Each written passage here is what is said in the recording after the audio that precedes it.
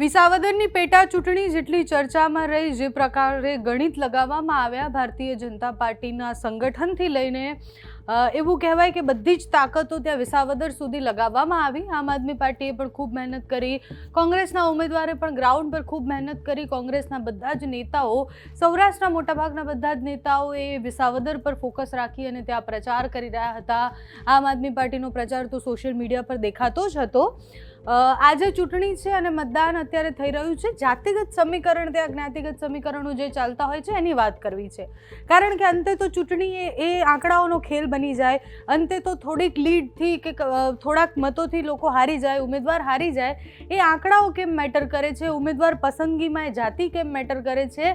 વિસાવદરમાં કઈ જાતિનું પ્રભુત્વ વધારે છે, કઈ રીતના ત્યાં મતદાન થાય છે, એની વિસ્તારથી વાત કરીએ તો પહેલાં આંકડા પર નજર કરીએ તો વિસાવદરમાં પાટીદાર છે એ 1.30 લાખ, એટલે મેજર જે 2.61 લાખ વસ્તી જે મતદાન કરવાની છે એમાં 1.30 લાખ જે છે પાટીદાર મત છે. ઉમેદવારો પણ પાટીદાર છે, એટલે એ જાતિગત સમીકરણ ત્યાં કોઈ બહુ જ કામ આવે કે ભાઈ જાતિના નામ પર વોટ મળે તો ત્રણેય ઉમેદવારોને એનાથી ફરક પડી શકે એમ નથી. દલિત જે વોટ છે એ કેટલા છે તો એ 21,000 વોટ છે, એટલે ત્યાં 1.30 લાખ, એના પછી અન્યના 80,000 ખરી, એટલે એ અન્યનો આંકડો વધારે ખરી, પણ દલિત પણ ખૂબ વધારે છે. દલિતના જે વોટ છે 21,000 વોટ છે, એટલે એમના માટેની વાતો કે પછી ત્યાં ગામમાં જઈને શું વધારે સારું થઈ શકે એ બધી વાતો પણ ચૂંટણી પ્રચાર દરમિયાન કરવામાં આવી. આહિર મતદારો કેટલા છે? 8,000 છે. ક્ષત્રિય મતદારો 8,000 છે. પ્રજાપતિ 7,000 છે. લઘુમતી 7,000 છે. એટલે આ 7-8 હજારવાળા જે છે એ પણ ખૂબ મહત્ત્વના છે, કારણ કે આની પહેલાં ભૂપત ભાયાણી જે જીત્યા એ એટલા વધારે મતથી નહોતા જીત્યા. 10,000ની આસપાસના એ મત હતા, 10,000ની અંદર હતા અને એ જીત્યા હતા. એટલે એ આંકડો ભારતીય જનતા પાર્ટીએ ક્રોસ કરી અને લીડ મેળવવાની હતી. આમ આદમી પાર્ટી પાસે અત્યારે ખેડૂત એ ખૂબ મોટો મુદ્દો છે, એટલે આ જાતિ ખરી, આના આંકડાઓ મેટર કરે છે. પણ વિસાવદરની જે જનતા છે, વિસાવદરની જે પેટર્ન છે મત આપવાની, એ પેટર્નમાં ખેડૂત કમ્યુનિટી ખૂબ મોટી છે.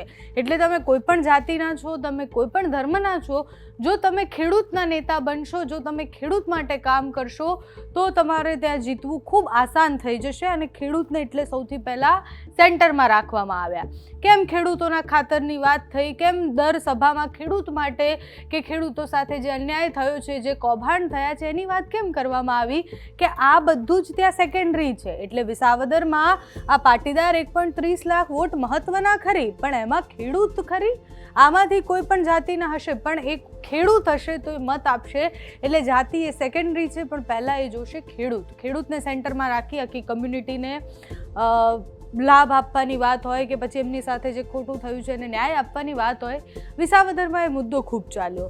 હવે આ જે આંકડાઓ જોઈએ એમાંથી ભારતીય જનતા પાર્ટી, આમ આદમી પાર્ટીના ગોપાલ ઇટાલિયા અને કોંગ્રેસના નીતિનભાઈ રાણપરિયાને શું મદદ મળી શકે કે એમને શું ફાયદો થઈ શકે? તો જે ખેડૂતના બન્યા એને ફાયદો થવાનો છે, બાકી બધું જ અત્યારે સાઈડ પર મુકાશે. પાટીદારો અને એના માટે તો એવું કહેવાય છે કે વેપારી વર્ગ જે આ વિસાવદરમાં ખૂબ છે, જૂનાગઢની આસપાસ ખૂબ છે, એ લોકોને લુભાવવા માટે, એ લોકોને આગળ જતાં શું મળશે જો ભારતીય જનતા પાર્ટી જીતશે, એના માટે ભારતીય જનતા પાર્ટીએ આખી ફોજ તૈયાર કરી હતી. જયેશ રાદડિયા ત્યાં હતા. સહકારી ક્ષેત્રનું ખૂબ મોટું નામ કહેવાય, એટલે વેપારીઓ સાથે પણ ખૂબ સારી રીતના મળી અને વાત કરી હતી. વિસાવદરની ચૂંટણીમાં વર્ગ પ્રમાણે એ ખેડૂત હોય, વેપારી હોય, એ રીતના વધારે મત વહેંચાયેલા છે, એ કમ્યુનિટી પ્રમાણે મત વધારે વહેંચાયેલા છે. એટલે કેશુબાપા સૌથી વધારે લીડ સાથે જીત્યા હતા જે તે સમયે. એના પછી લીડ એ 42,000ની આસપાસની એ લીડ હતી, અને એ લીડ સુધી કયા નેતા પહોંચી શકે એ સંભાવનાઓ હોય તો એ જે નેતા ખેડૂતના નેતા હશે એ નેતા પહોંચી શકે.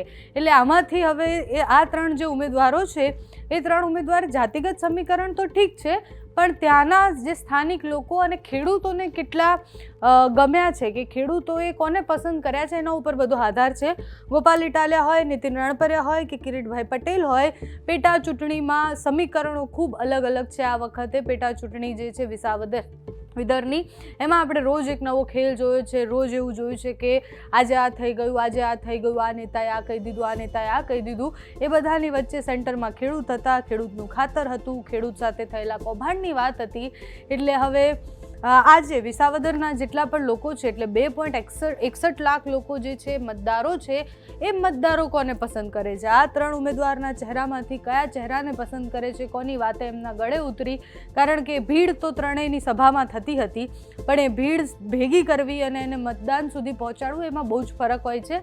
અને આપણે મોટાભાગની ચૂંટણીમાં જોયું છે વિસાવદરની જનતા હોશિયાર છે, વિસાવદરની જનતા એ લોભામણી લાલચોમાં નથી આવતી, વિસાવદરની જનતા એ દારૂને પોટલીમાં અને ચવાણામાં નથી વહેંચાતી, એ વિચારે છે પોતાના વિસ્તારનું, એ વિચારે છે ખેડૂતો માટેનું અને પછી એ રીતના વોટ આપે છે મોટાભાગે. એટલે દર વખતની જેમ જો વિસાવદરની જનતા આ વખતે મતદાન કરે છે તો એના પરિણામ જોવાના પણ ખૂબ રસપ્રદ રહેવાના છે.